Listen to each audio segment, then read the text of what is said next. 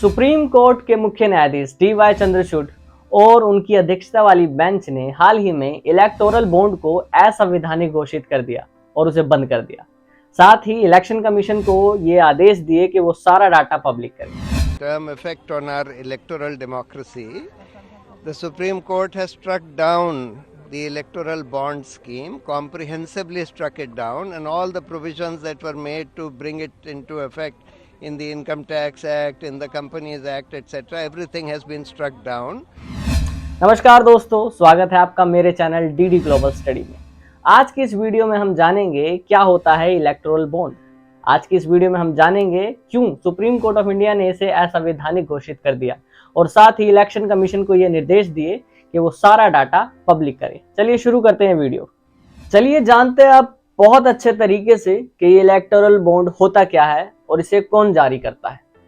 भारत इस दुनिया का सबसे बड़ा लोकतांत्रिक देश है जहां पर हर 5 साल में इलेक्शन होते रहते हैं और इन इलेक्शनों के अंदर बड़ी बड़ी रैलियां होती है, बड़े बड़े बैनर लगाए जाते हैं, एक व्यक्ति को आइकॉन बना दिया जाता है, बड़े बड़े और काफ़ी महंगे स्लोगन लिखवाए जाते हैं ताकि लोगों को रिझाया जा सके। काफ़ी बड़ी संख्या में रैली कराई जाती है जिसमें लाखों करोड़ों की संख्या में लोग होते हैं। कुछ राजनेता और लीडर तो हेलीकॉप्टर और चॉपर से एडवर्टाइजमेंट करवाते हैं। ये तो बात होगी लीगल। कुछ काम होते हैं इलीगल, अंडर द टेबल। शराब दी जाती है लोगों को, पैसा खिलाया जाता है ताकि अपने फेवर में वोट कराया जा सके। आखिर ये पैसा आता कहां से है? क्योंकि कोई भी लीडर जॉब तो करता नहीं है। जी हाँ, यही पैसा आता है इलेक्टोरल बॉन्ड के जरिए। चलिए जानते हैं अब ये इलेक्टोरल बॉन्ड इशू किसके द्वारा किए जाते हैं। भारत सरकार का एक बैंक है state bank of India, SBI, सभी ने नाम सुना होगा। तो सरकार ने SBI को ये जिम्मेदारी दी है कि वो इलेक्टोरल बॉन्ड इशू करे।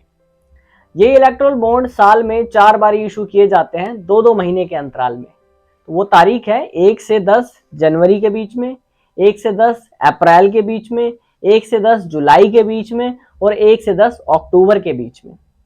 ये बॉन्ड अलग अलग राशियों में जारी किए जा सकते हैं, 1000, 10,000, 1 लाख, 10 लाख या 1 करोड़ तक।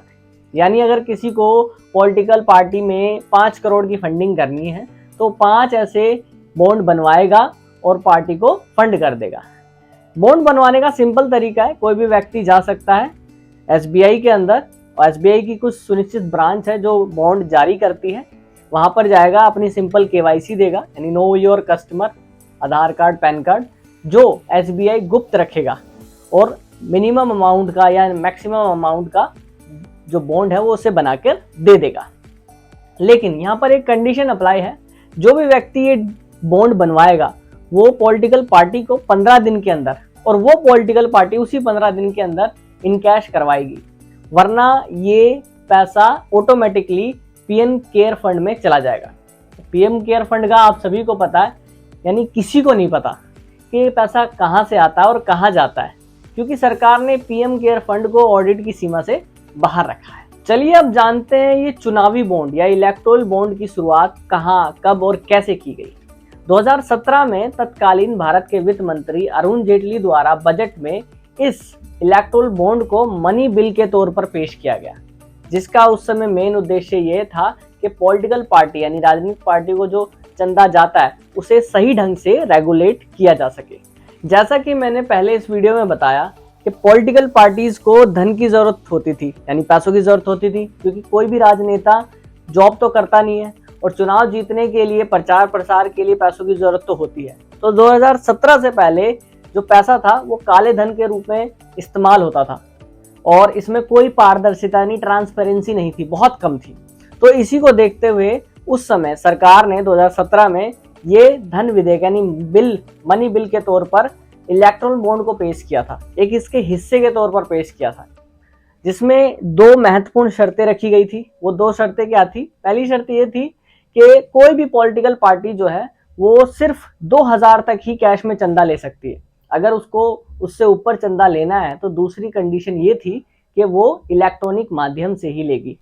2018 में औपचारिक तौर पर चुनावी बॉन्ड यानी इलेक्टोरल बॉन्ड की शुरुआत की गई, जिसमें सिर्फ रजिस्टर्ड पॉलिटिकल पार्टियों को ही चंदा देने का इस्तेमाल किया गया तथा ये प्रावधान भी किया गया जो चंदा दे रहा है उसका नाम गुप्त रखा जाएगा। रजिस्टर्ड पॉलिटिकल पार्टीज कौन होती है? रजिस्टर्ड पॉलिटिकल पार्टीज वह होती है जो लोक प्रतिनिधित्व अधिनियम 1951 के सेक्शन 29A के तहत पंजीकृत होती है, जिसमें कंडीशन ये रखी जाती है कि पिछले लोकसभा या राज्यसभा के आम चुनाव में कम से कम 1% वोट उसने हासिल किया हो। चलिए अब जानते हैं इलेक्टोरल बॉन्ड यानी चुनावी बॉन्ड के फायदे क्या क्या है। पहला फायदा, राजनीतिक दलों को जो फंडिंग होने लगी उसमें पारदर्शिता हुई, ट्रांसपेरेंसी हुई। दूसरा, सरकार की अब जवाबदेही हुई, यानी अगर कोई भी व्यक्ति बॉन्ड दे रहा है तो सरकार उसका जवाब देगी कि वो कहां पर इसका इस्तेमाल कर रही है। तीसरा, काले धन में कमी आई, क्योंकि 2017 से पहले जो फंडिंग होती थी वो कैश में होती थी, काले धन के तौर पर होती थी, जिसमें कमी आई। क्योंकि अब अगर आपको चंदा देना है कैश में तो 2000 तक दे सकते हैं, उससे ऊपर आपको इलेक्टोरल बॉन्ड ही इशू करवाना होगा, जो चेक या इलेक्ट्रॉनिक के माध्यम से ही होगा। चौथा, जो भी व्यक्ति ये इलेक्टोरल बॉन्ड इशू करवा रहा है यानी जो दान दे रहा है उसका नाम गुप्त रखा जाएगा। चलिए अब जानते हैं कि ये इतना आलोचना में क्यों है, हर जगह इसकी चर्चा इतना क्यों हो रही है।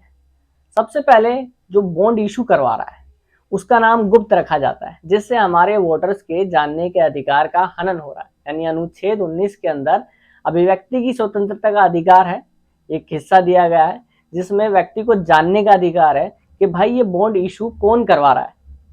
दूसरा, एसबीआई यानी स्टेट बैंक ऑफ इंडिया एक सरकारी बैंक है, सरकार का बैंक है, तो ये कहीं ना कहीं कहा जा रहा है कि सरकार ये बॉन्ड इशू करवाने वाले के इस्तेमाल प्रत्यक्ष या अप्रत्यक्ष तरीके से कर सकती है। दान की कोई लिमिट नहीं रही, इसे समाप्त कर दिया गया। पहले जो प्रावधान था वो ये था कि वही कंपनी पॉलिटिकल पार्टियों को चंदा दे सकती है जिसका 3 वित्तीय वर्षों में शुद्ध औसत लाभ 7.5 रहा हो। अब ये समाप्त कर दिया गया, तो शेल कंपनी यानी जो जाली कंपनी है उनको बढ़ावा मिला। शेल कंपनियां बनाई ही इसलिए जाती है ताकि पॉलिटिकल पार्टियों को फंडिंग कराई जा सके। अब वर्तमान विषय यही है कि सुप्रीम कोर्ट द्वारा सरकार से सवाल किए गए कि भाई ये क्यों, कैसे, कब, क्या है इलेक्टोरल बॉन्ड, लेकिन सरकार के पास कोई भी ठोस जवाब नहीं था, जिस कारण वह सुप्रीम कोर्ट ने इस इलेक्टोरल बॉन्ड को खत्म कर दिया। ये थी वीडियो इलेक्टोरल बॉन्ड यानी चुनावी बॉन्ड पर। इस वीडियो में हमने जाना इलेक्टोरल बॉन्ड क्या होता है, इसे कौन इशू करता है तथा इसे कब और कैसे इशू किया गया, इसके क्या क्या फायदे थे तथा इलेक्टोरल बॉन्ड इतना चर्चा में क्यों था। अपनी नॉलेज को इम्प्रूव करने के लिए और अपने आप को अपडेट रखने के लिए मेरे चैनल को सब्सक्राइब करें। मिलते हैं अगली वीडियो में, तब तक के लिए धन्यवाद।